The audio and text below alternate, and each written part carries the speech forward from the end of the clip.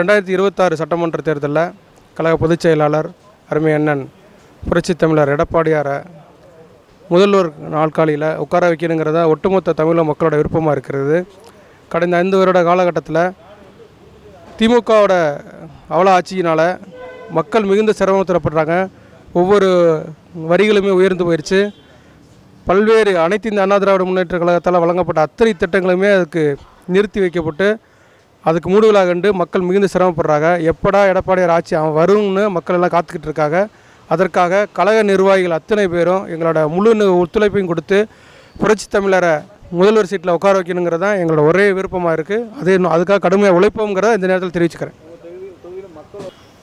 கடந்த முறை சுற்றுப்பயணம் வந்திருந்தாங்க. புரட்சி தமிழர் முதலமைச்சருக்கு வந்திருக்கும் பொழுது மிகுந்த சிறப்பான ஒரு கூட்டத்தை கொண்டு வந்து மக்கள்லாம் வெகுதிரண்டு வந்திருந்தாங்க. யோகபித்தி ஆதரவு புரட்சி தமிழருக்கு இருக்குது. உறுதியாக 2026 புரட்சி தமிழர் எடப்பாடியார் முதல்வர் ஆவார் ஆவார் ஆவார். செய்திகளை உடனுக்குடன் தெரிந்து கொள்ள நமது அம்மா இணையதள தொலைக்காட்சியை சப்ஸ்கிரைப் செய்து அருகில் உள்ள பெல் ஐகானை